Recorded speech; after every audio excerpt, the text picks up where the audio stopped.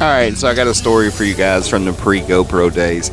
I got about lost in Nantahala National Forest. I was on the Tiger, completely loaded. I've been camping for days, you know. So I had both boxes on the sides full, the top box full. I had a big 60-liter bag on the back seat. So I'm probably pushing 650 pounds with this bike. You know, it's a lot of weight. And I get lost, and I get off on this Jeep trail somehow or another. I still haven't quite figured out how I did it, even looking at maps.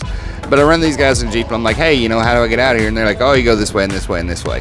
So I'm like, cool. And they're like, but you probably don't want to do it on that bike. It's going to be really tough. And I'm like, whatever. I'm a badass. I can do it. So I take off, and, you know, there was some rough spots. It wasn't anything really terrible. But I come up on this hill, and I get about 3/4 of the way up the hill, and it's very steep. And it's very long, probably, you know, 150 yards to get up it. And it's mud. And I hit the mud, and the tire just starts spinning. I'm like, Jesus.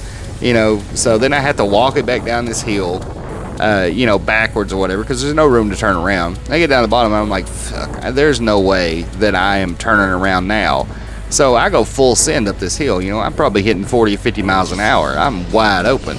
You know, when I hit the mud, it never slows down, whoosh, right through the mud, you know. And then I hit the top of the hill. What I didn't realize was the top of the hill basically goes from very, very steep to very, very level very suddenly. So it's more or less a ramp.